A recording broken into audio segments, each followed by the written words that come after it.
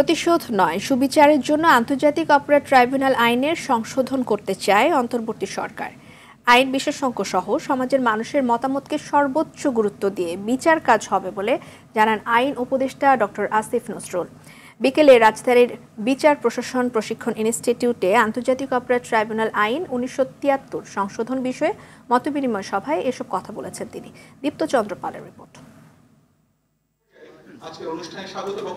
বিচার প্রশাসন প্রশিক্ষণ ইনস্টিটিউটে আন্তর্জাতিক অপরাধ ট্রাইব্যুনাল আইন 1973 সংশোধন বিষয়ক মতবিনিময় সভায় অংশ নেন দেশ বিদেশের আইন বিশেষজ্ঞ সহ সুশীল সমাজের প্রতিনিধিরা। কিন্তু ভিতরে গিয়ে কিন্তু ডিফেন্স কিছু নাই।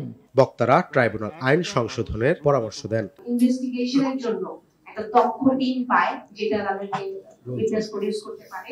যারা গুরুতর নির্বাচনী অপরাধ করেছে, আমাদের গণতান্ত্রিক ব্যবস্থাকে ধ্বংস করেছে, আমাদের সংবিধান লঙ্ঘন করেছে, তাদের বিরুদ্ধে এই আইন প্রয়োগ হওয়া দরকার। যখন আপনারা আইন তৈরি করবেন, সেন্টিমেন্টের কাছে কিন্তু কাবু হওয়া যাবে না।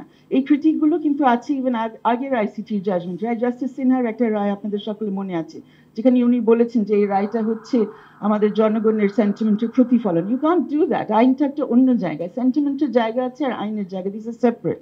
আইন উপদেষ্টা বলেন, প্রতিশোধ নয়, সুবিচারের জন্য আন্তর্জাতিক অপরাধ ট্রাইব্যুনাল আইনের সংশোধন করতে চায় সরকার। যত বেদনা বুকের ভিতর থাক, যত ক্ষোভ বুকের ভিতর থাক, আমরা এই চ্যালেঞ্জটা সম্পর্কে সম্পূর্ণ সচেতন আছি যে আমাদের এই বিচারটা সবার কাছে গ্রহণযোগ্য হতে হবে। আমরা সর্বোচ্চভাবে চেষ্টা করব শুধুমাত্র আগের যে ইন্টারন্যাশনাল ক্রাইম ট্রাইব্যুনাল একটা বিচার যে আছে সেটার চেয়ে তো অবশ্যই অনেক গুণ ভালো, নিরপেক্ষ, গ্রহণযোগ্য বিচার হবে। আমরা চেষ্টা করব আন্তর্জাতিক বিশ্বের কাছে এবং এখানে বাংলাদেশে যারা প্রতিটা মানুষের কাছে যেন এই বিচার গ্রহণযোগ্য হয়। তিনি জানান, আইনজ্ঞ মানুষের মতামতকে গুরুত্ব দিয়ে বিচার কাজ চলবে। আমরা স্বচ্ছতার স্বার্থে, অ্যাকাউন্টেবিলিটির স্বার্থে সেটা ওপেন করেছি।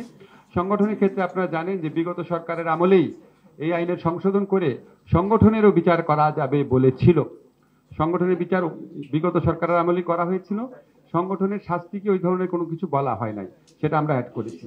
আপনারা এই সমস্ত সংশোধনীর ব্যাপার ছাড়াও যদি কারো মনে হয় আরো কোনো নতুন সংশোধনী প্রয়োজন, আপনারা বলবেন, এটা একদম প্রাইমারি ড্রাফট। আইন প্রতিষ্ঠায় সরকার কোনো অন্যায় করবে না বলেও আশা প্রকাশ করেন আইন উপদেষ্টা।